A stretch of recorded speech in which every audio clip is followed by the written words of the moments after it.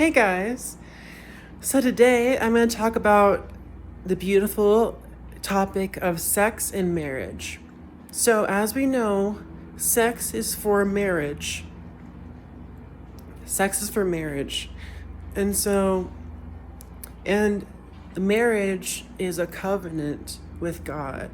So, when you get married, you basically can have sex with that partner, and that partner and you build a soul tie with each other. But the thing with that, it goes on to the opposite situation where you basically have issues with soul ties if you do not get married to that person and you have sex before marriage. And when you have sex before marriage, you can have a baby, you can have a soul tie with that person. And just to be clear, having a baby isn't a bad thing, but when you have a baby in the wrong terms, then that can be a bad thing. And so, but the baby itself isn't a bad thing at all. The baby itself is a good thing from God, is a blessing from God. And so, I just wanted to clarify that as well. But marriage itself is a blessing from God. It's a beautiful thing from God. And basically, it's a covenant between you and God, the couple and God. And it's just a wonderful thing to experience. And sex is basically not to be used outside of marriage. It's not a thing that you can just do yourself. It's not something that you should be doing away from marriage at any cost. There's a price that happens when you use sex in other means and when you use sex outside of marriage. Also, I wanted to just quickly explain also the other side, that if you decide in your life that you don't want to get married and you don't want to have sex, which is important because they're connected. So sex and marriage are connected to each other. And so if you don't want to have those two things, marriage and sex, then that's okay.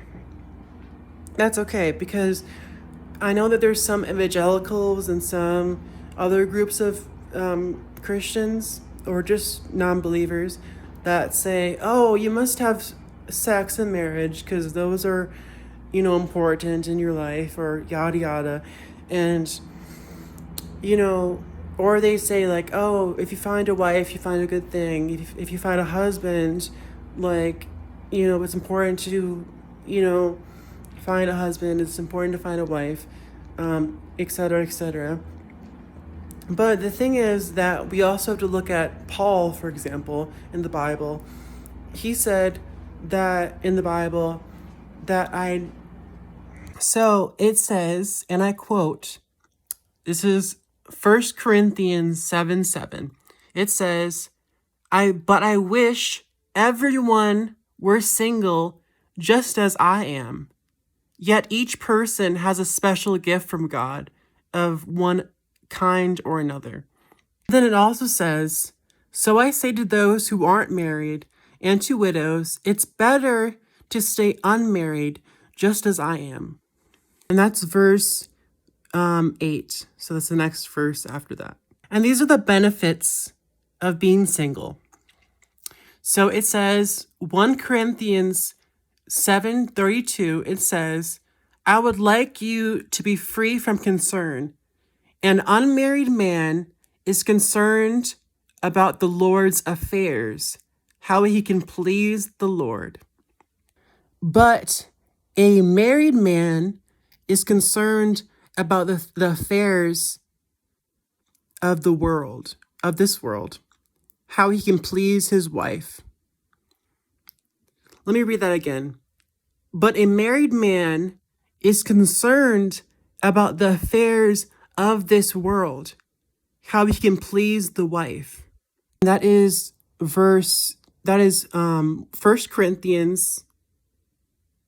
That is 1 Corinthians 7:32 through 33. It goes on. So let me keep reading. And his interests are divided. An unmarried woman or virgin is concerned about the affairs, the Lord's affairs. Her aim is to be devoted to the Lord in both body and spirit. But the married woman is concerned about the affairs of this world, how she can please her husband. Let me read it again. And his interests are divided, and the unmarried or betrothed woman is anxious about the things of the Lord, how to be holy in body and spirit. But the married woman is anxious about worldly things, how to please her husband. So do you guys see the benefits of being single? So that is something that's very precious, not only to me, but also hopefully to you guys as well, that there is some people out there who prefers the single life, which is important for the body of Christ as well. And there are people who are married, which are also important for the body of Christ. So there's a twofer. There's two sides to it. There's two different groups, the married and the single.